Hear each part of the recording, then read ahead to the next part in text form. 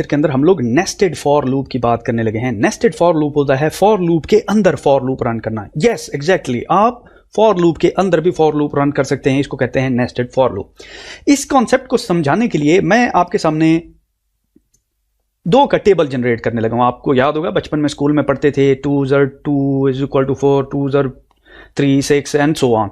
तो बेसिकली हम एक कोड लिखेंगे using nested for loop. For loop का कॉन्सेप्ट वही है, सिंपल, हमने सिर्फ थोड़ी सी मॉडिफिकेशन करनी है और हम एक टेबल जनरेट कराएंगे, बल्कि एक कोड लिखेंगे जो कि कोई भी टेबल जनरेट करा सकता है बच्चों के लिए। ठीक है, तो लेट्स गेट स्टार्टेड। सबसे पहले तो हमें एक रेंज का फंक्शन चाहिए और टेबल हम लेट्स से 10 तक क्रिएट करना चाहते हैं। तो मैं एक रेंज को बुलाता हूं, मैं कहता हूं RANGE रेंज। इस तरह करो कि आप 0 से शुरू करो और 10 तक मुझे एक लिस्ट क्रिएट कर दो। और मैं फॉर को कहता हूं कि फॉर आप इस तरह करो कि इन 10 एलिमेंट्स को मुझे बारी बारी रिटर्न कराओ। क्यों रिटर्न कराओ? क्योंकि मैंने टेबल जनरेट करना है, जो वैल्यू आप रिटर्न करेंगे उसको मैं मल्टीप्लाई कराऊंगा। एक्सीलेंट, तो चलिए देखते हैं। मैं इस तरह करता हूं कि वापस आते हैं और यहां पे अगर मैं कहता हूं लेट्स से प्रिंट आई, तो इसमें तो कोई मजाका नहीं है कि ये 10 तक प्रिंट कर रहा है। ठीक है, अच्छा, इसी तरह मैं एक और लूप लिखता हूं। ठीक है, इसको कॉपी करते हैं, कंट्रोल V करते हैं। मैं इसको कहता हूं नहीं, आप J बन जाएं, आप J बन जाएं। इसमें तो कोई शक नहीं है ना। अगर मैं इसको रन करता हूं तो I भी प्रिंट हुआ, J भी प्रिंट हुआ, इसमें तो कोई मसला नहीं है। ये दो सेपरेट फॉर लूप हैं।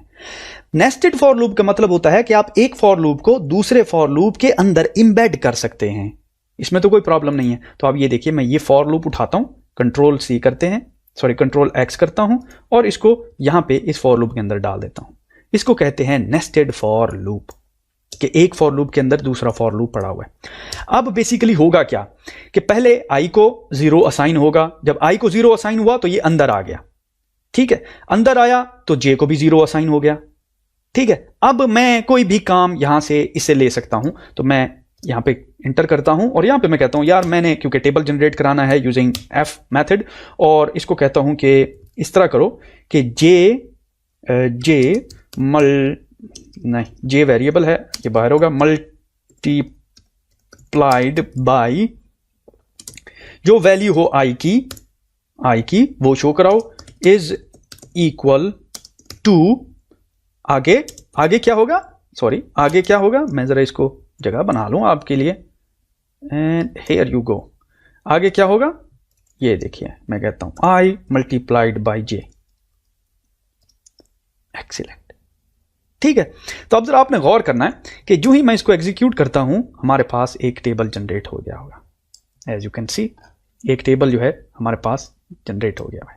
0 multiplied by 8 is equal to 0 and so on. तो आपने देखा कि 0 multiplied by 0, 1 multiplied by 0 and so on, and 2 and 3 and 4। ठीक है, अच्छा, अब अगर आप इसको गौर से देखें तो ये 0 से 10 तक हमारे लिए टेबल जनरेट कर रहा है। अब इनको डिफरेंशिएट करने के लिए सिंपल, अगर मैं यहां पे प्रिंट करता हूं एक स्ट्रिंग, ठीक है, मल्टीप्लाइड बाय 20 रन करते हैं, तो अब आप देखिए बेसिकली ये क्या कर रहा है कि हर लाइन जब एग्जीक्यूट होती है तो ये लाइन एग्जीक्यूट होती है।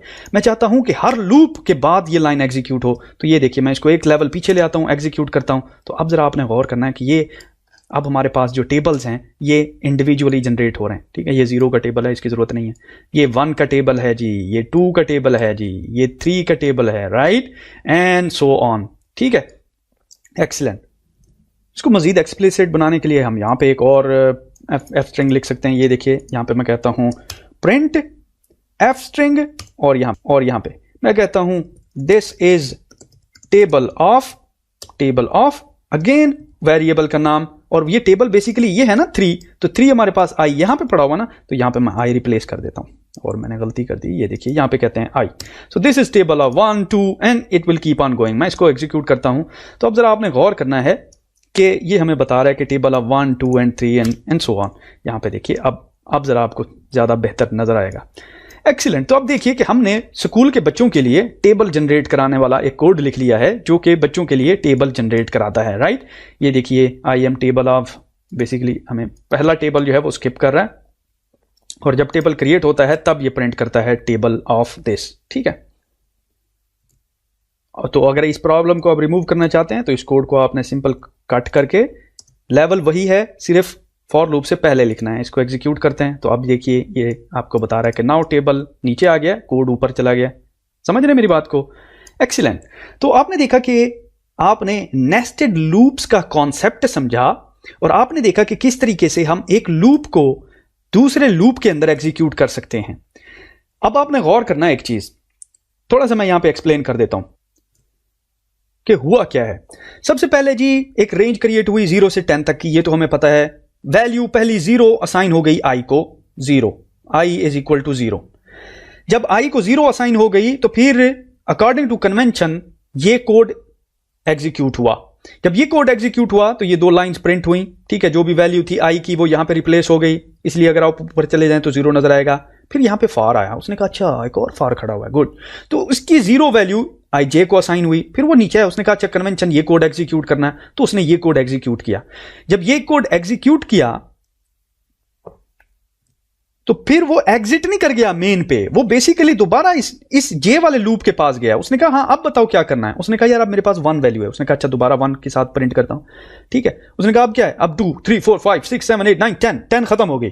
उसने कहा अच्छा 10 तुम्हारे पास खत्म हो गई है, अच्छा चलो फिर ठीक है मेन लूप की तरफ चलते हैं। अब मेन लूप आया, मेन को कहा कि हाँ यार वो मेरे पास जितना भी आपने कोड जो भी कुछ दिया था ना वो सारा मैंने एग्जीक्यूट कर दिया, अब बताओ क्या करूं। उसने कहा अच्छा अब तो मेरे पास आए हो वापस तो मेरी वैल्यू 1 हो गई है। तो अब वो दोबारा नीचे आया, सारा ये कोड दोबारा एग्जीक्यूट किया, ठीक है। जब ये खत्म हुआ फिर इसके पास चला गया और कहा हाँ भाई अब बताओ अब क्या करूं। उसने कहा अब मेरे पास 1 नहीं है वैल्यू, तुम्हारे पास जब तुम दूसरी दफा आ रहे हो तो मेरे पास वैल्यू 2 है, एंड सो ऑन, ठीक है। इसलिए इसको कहते हैं लूप, क्योंकि ये क्या कर रहा है, लूप कर रहा है, लूप लूप लूप, ठीक है ठीक है। तो यहां पे बस आपने ये ख्याल रखना है कि जब आप नेस्टेड फॉर लूप यूज करते हैं ना तो आपने एक चीज नोट करनी है कि जब भी फॉर लूप आप यूज करेंगे तो उसके अंडर जो भी कोड आएगा जब तक वो सारा एग्जीक्यूट नहीं हो जाता वो लूप बंद नहीं होगा।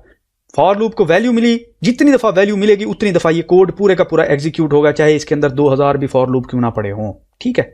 इसको कहते हैं नेस्टेड फॉर लूप।